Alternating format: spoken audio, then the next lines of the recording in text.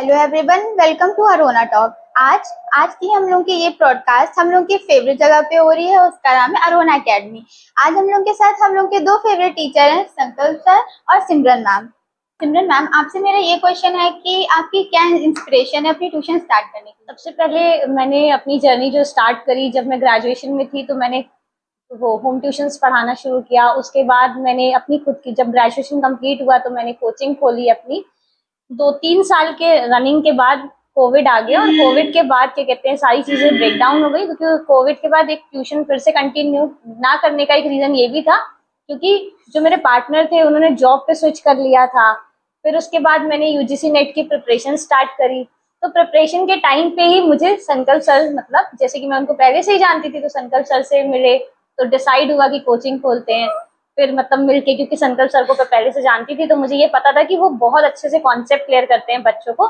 तो उसके बाद मैंने कोचिंग जब खोली, और जब कोचिंग ओपन हुई, तो मुझे याद है कि शायद 1 या 1 वीक के बाद मान लो कि मेरा एग्जाम था नेट का, और उसके बाद जब रिजल्ट आया तो वो भी क्लियर ही हो गया था। लेकिन अब मैंने अपनी जर्नी को फिर यहीं से कंटिन्यू रखा कोचिंग का ही, क्योंकि मेरा मानना ये है कि मैं बच्चों को एक सेटिस्फैक्शन तरीके से पढ़ा सकती हूँ। मैंने जॉब भी करी स्कूल्स में, बट मुझे उतना अच्छा नहीं लगा स्कूल में जॉब करके, क्योंकि वहां पे मैं अपनी जो स्किल्स है उसको बहुत अच्छे से डिलीवर नहीं कर पा रही थी। इसलिए मैंने डिसाइड किया कि मैं अपना खुद का इंस्टीट्यूशन खोलूंगी, जहाँ पे मैं बच्चों को एकदम अच्छे से कॉन्सेप्ट क्लियरिटी के साथ उनको समझाऊंगी और लर्निंग को बहुत ईजी बनाऊंगी, ताकि उनको प्रेशर ना लगे लर्निंग एक।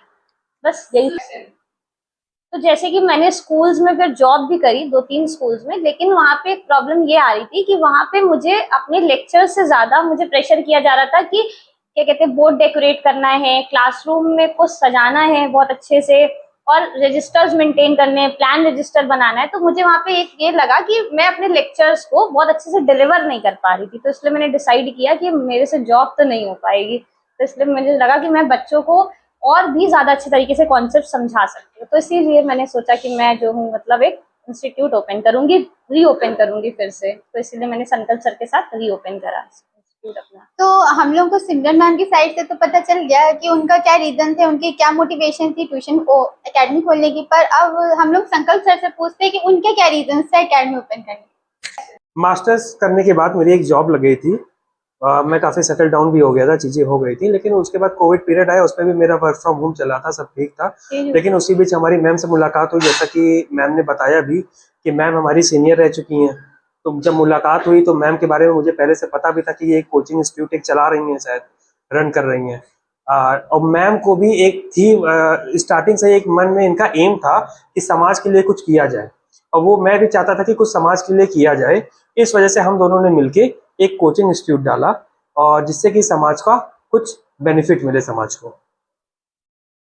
तो जैसे कि हम सर से भी हम लोग को पता चले कि उनकी क्या इंस्पिरेशन थी, उनकी मोटिवेशन थी ट्यूशन जी। खोलने की। अच्छा, आप आपसे सिमरन मैम, मेरा नेक्स्ट क्वेश्चन ये है कि आपकी आपकी ट्यूशन, मतलब हम लोग की अरुणा अकेडमी को क्या चीज खास बनाती है, मतलब ये यूनिक कैसे है? कोरोना एकेडमी को जो यूनिक बनाता है वो ये है कि हम लोग रोट लर्निंग से ज्यादा बच्चों के कॉन्सेप्ट क्लैरिटी पे काम करते हैं। और मेरा मानना ये है कि हम बच्चों को फन, एक तरीके से फन के थ्रू बच्चों को कॉन्सेप्ट सिखाएं। तो इस बस मैं यही ट्राई करती हूँ कि बच्चे आए और फन करें और लर्न करें साथ में। क्योंकि क्या होता है ना, रोट लर्निंग में बच्चे रोट मतलब लर्न तो कर लेते हैं, लिख भी लेते हैं, अच्छे नंबर भी आ जाते हैं, नो डाउट, बट उनको कॉन्सेप्ट नहीं क्लियर होते। तो आगे जाके उनको लाइफ में कुछ भी एग्जाम्स क्लियर करने होते हैं तो वो बहुत दिक्कत आती है। तो हम चाहते हैं कि हम बच्चे का फाउंडेशन पहले स्ट्रॉन्ग करें। यही मेरा एम है, मेन है।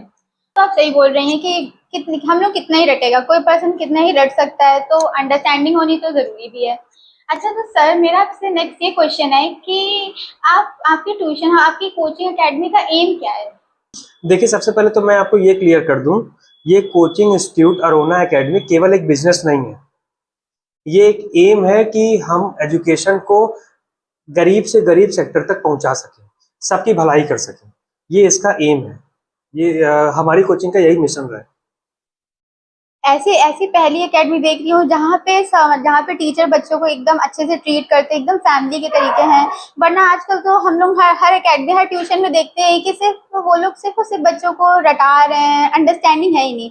ये जान के अच्छा लगा कि आप लोग बच्चों को एकदम फैमिली के तरीके अपनी ट्रीट करते हैं। अच्छा, तो मेरा आप दोनों से ही लास्ट क्वेश्चन ये है कि आप कोई भी मैसेज या कुछ भी ऐसा जो हम लोग के बताना चाहें, स्टूडेंट्स को बताना चाहें आज के। तो मेरा बच्चों से यही एक मैसेज है कि कॉन्सेप्ट्स को समझो।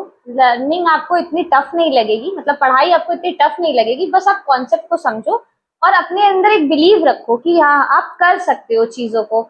जब आप ये बिलीव रखोगे अपने अंदर तो आपको डिफिकल्ट से डिफिकल्ट टास्क भी बहुत इजी लगने लगेगा। और ज्यादा से ज्यादा क्वेश्चंस पूछो क्लास में, हेजिटेट मत हो क्वेश्चंस पूछने में, क्योंकि टीचर जो सामने है वो आपको बताने के लिए ही है। तो आप जितना ज्यादा क्वेश्चंस पूछोगे टीचर से उतना ज्यादा आपको क्लैरिटी होगी। ये एक मैसेज है। हम लोग को सिमरन मैम से तो मैसेज पता चल गया कि वो हम लोग को क्या बताना चाहते हैं। संकल्प। आजकल पेरेंट्स पढ़ाई का बहुत ज्यादा प्रेशर बच्चों के ऊपर डाल देते हैं, जो कि गलत है। उनको करना क्या चाहिए, बच्चे को कॉन्सेप्ट समझ में आ भी रहा है कि नहीं, बस पेरेंट्स ये चाहता है कि बच्चा पढ़ता रहे, हमारा लगातार पढ़ता रहे, बैठा रहे। तो इस ऐसे पढ़ाई का कोई मतलब नहीं। आप पढ़ाई 1-2 घंटा करो, इससे ज्यादा पढ़ाई ना करो, लेकिन हाँ, अगर 1 घंटा आपने पढ़ाई की तो उसमें आपको समझ में आना चाहिए, कॉन्सेप्ट आपके क्लियर होने चाहिए। मेनली ये है पढ़ाई का। मतलब आज के भी टाइम में ऐसे इतने होनहार, इतने अंडरस्टैंडिंग टीचर हो तो है, वैसे तो बहुत अच्छी चीज़ है। आप दोनों से बात करके, आप दोनों के विचार जान के अच्छा लगा बहुत मुझे। और मैं बाकी स्टूडेंट्स, बाकी सब जो भी अपनी स्टडी कर रहे हैं, मैं उन सबको यही कहना चाहूँगी कि प्लीज़ आप लोग अपनी स्टडी पे ध्यान दें और आएँ और अंडरस्टैंड करें, और प्लीज़ रटने की कोशिश ना करें। बाकी थैंक यू मैम, आपसे बात करके अच्छा लगा। थैंक यू सर, आपसे बात करके मुझे बहुत अच्छा लगा। चलिए फिर मिलते हैं नेक्स्ट पॉडकास्ट पे।